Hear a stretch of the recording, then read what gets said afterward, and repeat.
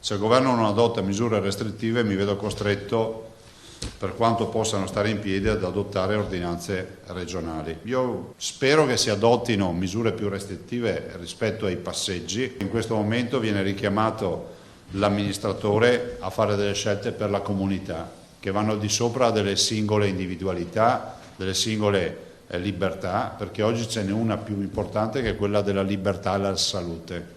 Il presidente Zaia annuncia di essere pronto a firmare nelle prossime ore delle ordinanze ancora più restrittive, anche se auspica che sia il governo ad adottare provvedimenti nazionali perché, spiega, l'emergenza non sarà finita quando verrà dimesso l'ultimo paziente in Veneto se nel resto del paese ci saranno ancora malati.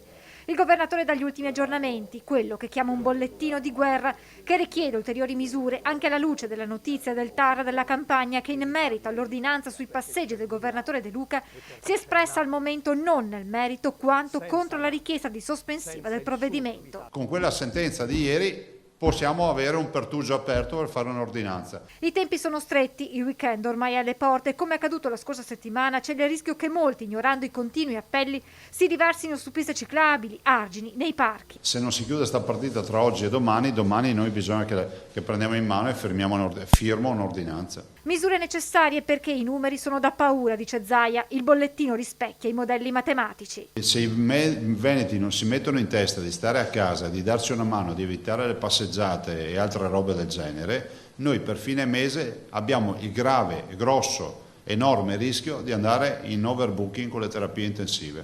Abbiamo ragazzi in terapia intensiva, intubati. Modelli matematici che indicano il 15 aprile come il momento del picco del virus.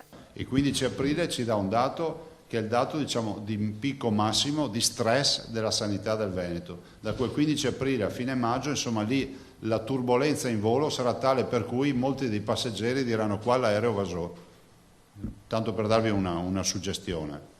Ma non andrà giù l'aereo, noi andiamo a atterrare nell'aeroporto che abbiamo previsto come destinazione. Siamo pronti alla grande onda, se i veneti ci aiutano magari arriva un'onda che possiamo affrontare solo con un surf. Usa questa metafora il presidente del Veneto per lanciare ancora una volta un appello che però non tutti sembrano aver compreso fino in fondo. Stare a casa, di non farsi, come si può dire, non facciamoci ammagliare da questo sole, che è un sole cattivo, è un sole che ci tira fuori, è un sole che ci farà punire dal virus. Io arrivo a odiare questo sole perché se piovesse e facesse freddo faremmo meno rischiare la vita ai nostri cittadini.